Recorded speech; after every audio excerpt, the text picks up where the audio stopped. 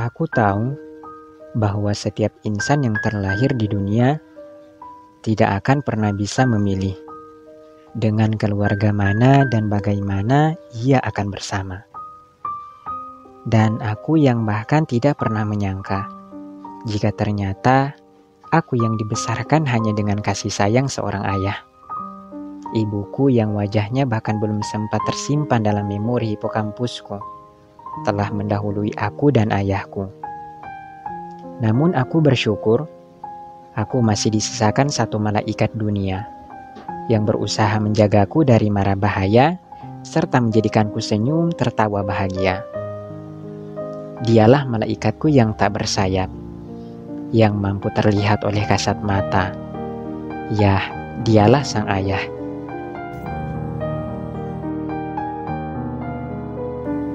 Bagiku beliau begitu istimewa.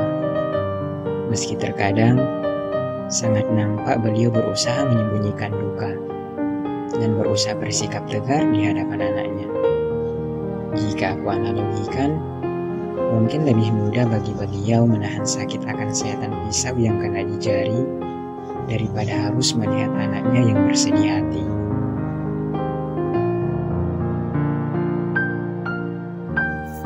Kini aku telah tumbuh dewasa, dan bukan maksud hati untuk meninggalkan ayah, tapi karena keadaan, maka aku harus melakukan itu semua. Berkat dukungan, pendidikan, dan aliran kasih sayang yang beliau mengarahkan kepadaku, alhamdulillah aku berhasil menjadi manusia. Bermodalkan ijazah lulusan Mesir, aku diangkat menjadi seorang penerjemah. Meski kini aku telah membelikan ayah rumah baru, namun kurasa itu belum mampu menjadikanku dan ayah bahagia. Masih ada satu impian yang belum sempat aku wujudkan. Aku ingin membangunkan restoran untuk ayah berdagang makanan. Hingga suatu ketika, kurasa Allah mendengar pintaku. Tepat setelah aku melaksanakan sholat subuh, terdengar bunyi handphone. Pertanda ada pesan yang masuk. Ternyata aku menerima 2 pesan.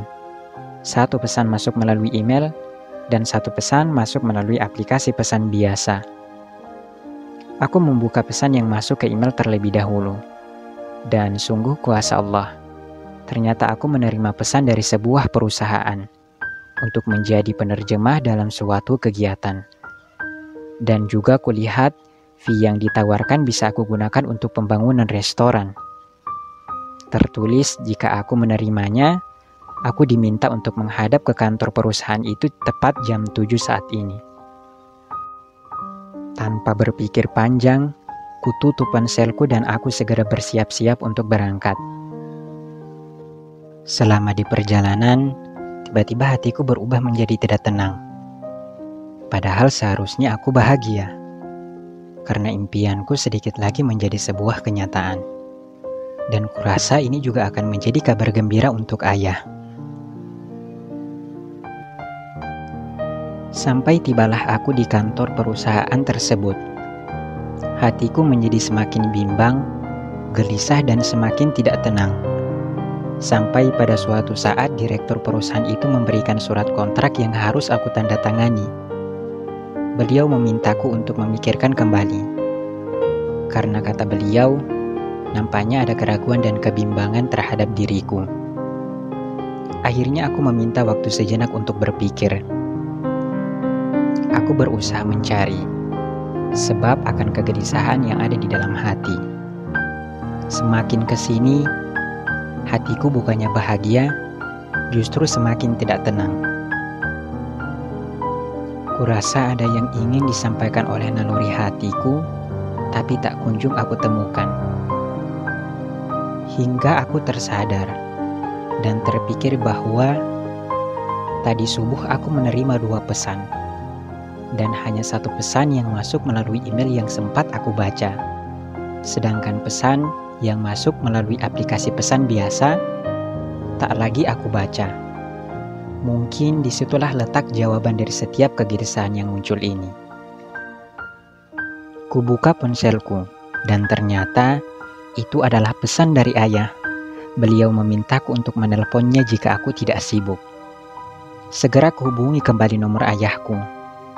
Namun sudah 5 kali panggilan, tak juga mendapat jawaban. Hingga tiba-tiba ponselku berdering. Tertulis nomor ayahku yang memanggil. Segera aku mengangkatnya. Namun itu bukan ayah. Itu tetangga ayahku. Ia menyampaikan bahwa ia baru saja membawa ayahku ke rumah sakit. Beliau mengalami kecelakaan saat menunggu panggilan telepon dariku. Dan saat ini beliau sedang kritis. Aku tak tahu pasti bagaimana kronologisnya. Dan di saat itu aku tidak mau banyak bertanya. Yang di pikiranku adalah aku harus pergi saat ini juga untuk menemui ayah. Segera aku sampaikan pada direktur perusahaan itu bahwa aku tak bisa. Kini aku telah menemukan apa yang menjadi kebimbangan yang ada di dalam hati. Saat itu juga, aku pulang dari Mesir. Ku cari penerbangan yang sesingkat mungkin untuk bisa sampai ke Indonesia. Tiba di Indonesia, aku langsung menuju ke rumah sakit tempat ayahku dirawat. Kutemukan beliau terbaring lemah di sebuah ruangan, dengan gambaran detak jantung yang semakin melemah. Sungguh, air mataku yang tak mau berhenti jatuh.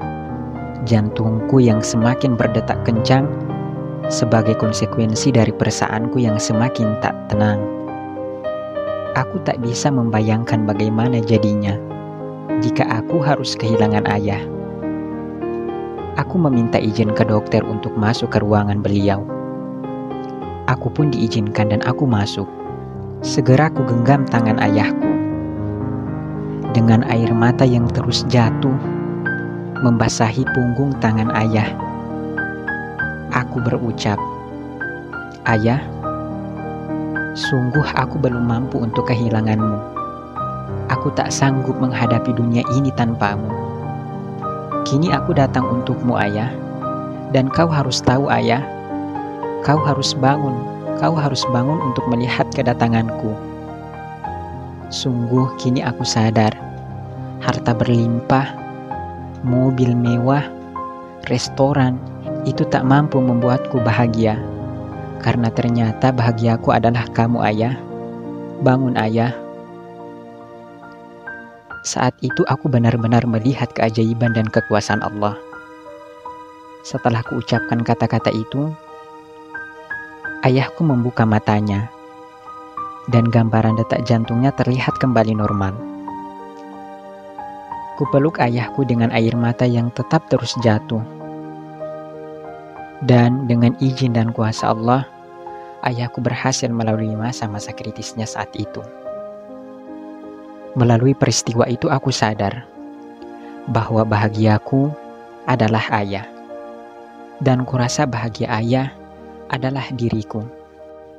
Cukuplah itu, kurasa sudah mampu menjadikanku dan ayahku bahagia. Dan setiap orang tua tak pernah mengharuskan anaknya untuk punya harta yang banyak, mobil yang mewah. Cukuplah anak yang selalu hadir dan berbakti untuk mereka. Kurasa itu sudah cukup dan menjadi anugerah yang luar biasa.